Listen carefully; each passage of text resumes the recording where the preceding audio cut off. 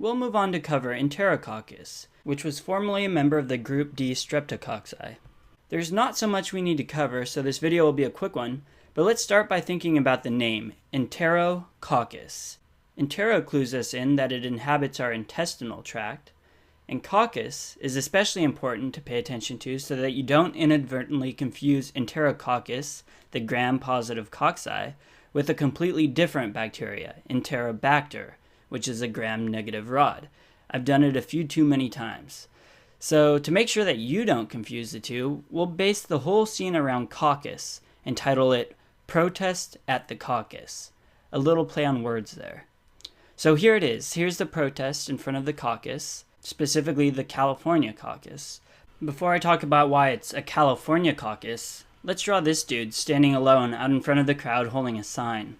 There are two species in the Enterococcus genus that we should know. There's E. faecalis and E. faecium. Faecalis is represented by the mass of people underneath the California caucus sign. Faecium is represented by the protester in the foreground holding the sign that says "Stop the Fees." Fees for faecium, and California for faecalis. Since there are so many more people in faecalis and fewer people in faecium, you'll remember that faecalis is more common. So faecium occurs less often, but it's kind of a superbug that causes more serious problems. So we've made the protester in the foreground a little buffer to remind you that faecium is more dangerous. But both Enterococci are pretty tough cookies. They're able to grow in mediums of up to 6.5% sodium chloride.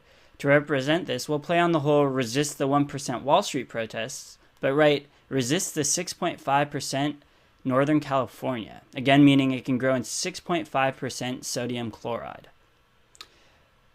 Okay, so since the guy up front is more dangerous, we'll stick a police officer on him. Notice the police officer is trying to hit him with a billy club, but he's resisting being hit by the billy club. We may go so far as to say he's showing that he's billy resistant. As you may have guessed, we're trying to communicate that Enterococcus is bile resistant. And just to make this doubly clear, we'll add the bile resistant boots that strep viridans had in our previous video. Now we're at my favorite part of the sketch because I think it's ridiculously clever. We're going to cover 3 of the main infections of Enterococcus in one symbol.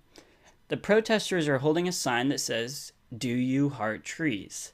The U stands for urinary tract infections, which we've colored yellow. The heart stands for endocarditis, and the tree stands for infections of the biliary tree. Remember, since Enterococcus is insoluble in bile, it can colonize and infect our biliary tree. Now we're adding the most important piece of information that needs to stick with you, and one of the only reasons why we have to know Enterococcus. Enterococcus, specifically E. faecium, is a nosocomial infection that is resistant to almost every antibiotic we have, even vancomycin. In these cases, you'll hear the bacteria referred to as VRE, for vancomycin-resistant Enterococcus. To show this, we'll draw our vancomycin van, a police van, and show one of our E. faecium buff dudes resisting being thrown in the van, or vancomycin-resistant. So then what do you go for if you can't use a beta-lactam or a vancomycin to treat VRE? Well, you can use this. Yeah, this line, police line. Well, line stands for linezolid, a very expensive big gun IV antibiotic.